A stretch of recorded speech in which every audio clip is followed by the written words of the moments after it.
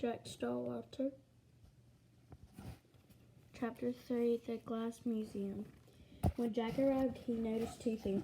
The first thing was that it was morning, and the second was that he was standing in the middle of a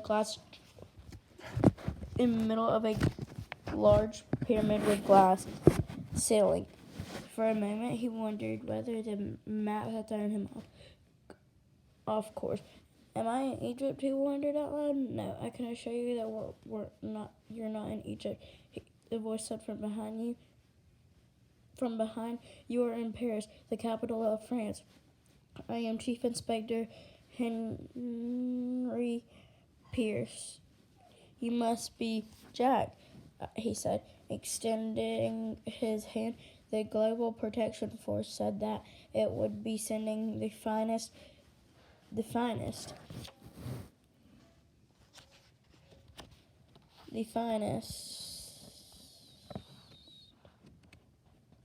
Chief Inspector Henry Pierce was a large man with a big belly who looked as if he enjoyed too many puddings. When he smiled, his eyes twinkled, and his mustache wrinkled. Although Henry Pierce was losing hair, he still looked very young to be Chief Inspector. Nice to meet you, Chief Inspector, said Jack, showing his GPS badge. You can call me Henry, said the Chief Inspector. Well, then, Henry, what seems to be the problem? Jack asked, eager to find out about his next mission. You're standing in the middle of a laboratory, one of the world's greatest museums, explained Henry. Inside here are some of the rarest and most expensive pieces of art.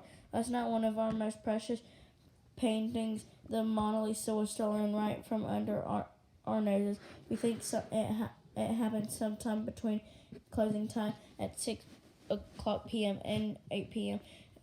when one of the cleaners noticed that it was missing. I don't understand, said Jack. Didn't your video surveillance equipment record the thief in action?